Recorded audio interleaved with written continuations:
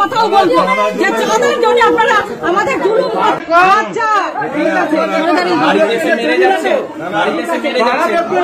এমন একটা অবস্থা, এটা কি মায়ের মন্দিরে এরকম অবস্থা? এইসব করছে, যদি সত্যিকারের তাহলে সেগুলো এসে ক্ষমা চান আর এগুলো বন্ধ করার ব্যবস্থা করুন। মায়ের সোনা নেবে কেন, কি কারণে? ভক্তরা দিয়েছে কোন অবস্থা করেছে, আমরা এখানে রীতিমতো সবাই ভয় পেয়ে গেছি এই জন্য না যে আমাদের কিছু হবে। এখানে কত দূর দূর থেকে ভক্তরা এসছে, তাদেরকে এরকম করছে। মায়ের সামনে কত বড় অপমান, মায়ের বলছে গয়না খুলে দিয়ে দিতে মায়ের। এটা কি কখনো সম্ভব? একটা পুজো, এত বছরের পুজো, কত মানুষরা এসছে মাকে ভক্তি করে পুজো দিতে এসছে, বছরের প্রথম দিন এইরকম ভাবে হেনস্থা করা হচ্ছে। এর একটা অবশ্যই খুব কড়া ব্যবস্থা নেওয়া উচিত, সবাই মিলে এটা প্রোটেস্ট করা উচিত।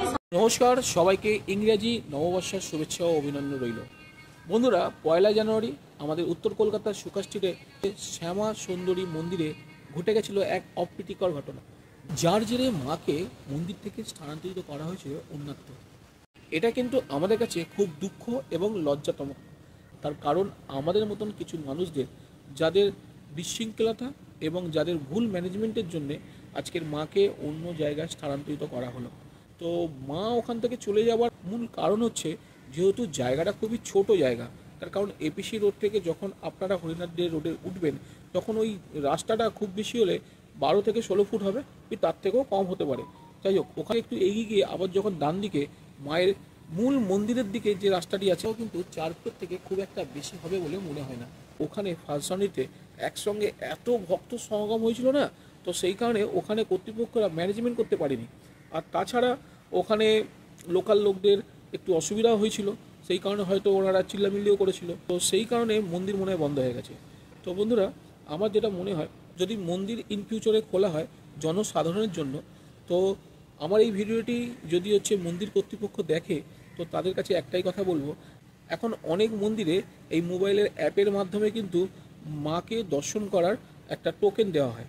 তো এই সিস্টেমটা করতে পারেন, অবশ্যই এই জিনিসটা বিনামূল্যে করবেন যাতে সমস্তই ভক্তরা তার মায়ের কাছে তার মনের কথা বলতে পারে। তো বিষয়বস্তুতে আসা যাক।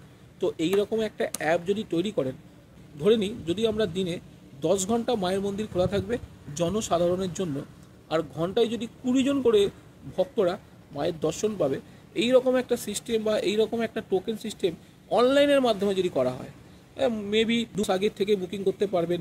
এই রকম একটা সিস্টেম যদি আপনারা করেন তাহলে একসঙ্গে এত লোকের ভিড় হবে না। হোক না দিনে 200 জন লোক মাকে দর্শন করবে, তাতে অসুবিধা কী? সুবিধা তার হবে যে প্রতিদিন মায়ের মন্দিরে এসে মাকে দর্শন না করে তার কাজকর্ম শুরু করতেন না, তার হয়তো অসুবিধা হবে।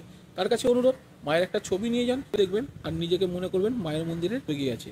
তো এই রকমভাবে আমরা কিন্তু একটা সমাধান করতে পারি, তাহলে পুনরায় কিন্তু আমরা মায়ের দর্শন পাবো। আরও একটা কথা, কিছু ইউটিউবার আছে যারা জানাস বোঝে না অনেক কিছু কথাবার্তা বলছে, স্যার হচ্ছে কি হচ্ছে না তার জন্য তো পুলিশ আছে। পুলিশ প্রশাসন কি কোনো স্টেটমেন্ট দিয়েছে যে মন্দির থেকে জিনিসপত্র পাচার হচ্ছে? অনেকে বলছে নাকি মন্দিরে জিনিসপত্র লুট করা হচ্ছে, মানে লোক যাচ্ছে লোকের গলার চেন, হাতের বালা এগুলো লুট করা হচ্ছে।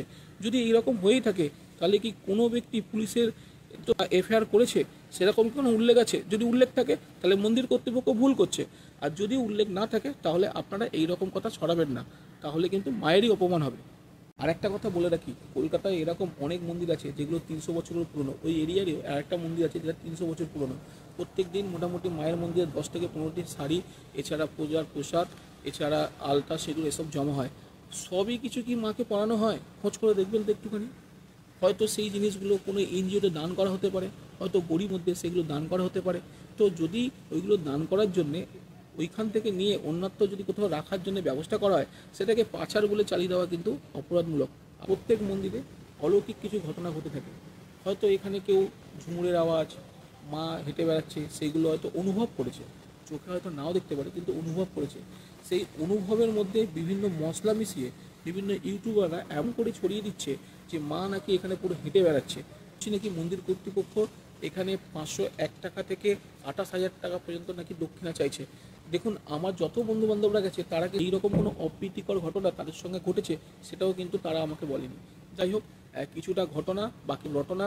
তো তো অনেকে তিল থেকে তাল করার মতন এরকম অনেক কিছু ঘটনা হচ্ছে। আর এই সোশ্যাল মিডিয়ার যুগে একটা মিথ্যে কথা যদি কেউ একজন বলে আর সেটা যদি মশলাদার হয় তাহলে কিন্তু বিভিন্ন জায়গায় ছড়িয়ে যেতে বেশি টাইম লাগবে না। তো বন্ধুরা, আমার মানে কথার উদ্দেশ্য হচ্ছে মায়ের মন্দির যেন আবার খোলা হোক জনসাধারণের জন্য।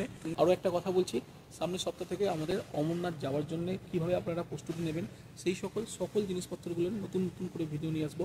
2024-এ আমাদের সঙ্গে জয়েন করেছিলেন প্রায় 350 জন বাবার ভক্ত, এবং আর 2025-এ সেটা আশা করা যায় 1000 পেরিয়ে যাবে। আপনাদের কিন্তু সাহায্য খুবই দরকার। আর এবছর মানে 2025-এ অমরনাথ যাত্রার জন্য সকল ভিডিও আপনাদেরকে পাঠাবো যখন, আপনাদের দায়িত্ব কিন্তু সবার কাছে ছড়িয়ে দেওয়া। আর একটা কথা মাথায় রাখবেন, অমরনাথ যেতে গেলে এখন থেকেই কিন্তু আপনাকে প্রস্তুতি নিতে হবে। তো বন্ধু, আজকের এখানেই শেষ করলাম। জয় বাবা ভূতনাথ, পৌঁছে যাবো অমরনাথ। জয় বাবা ভূতনাথ, পৌঁছে যাবো অমরনাথ।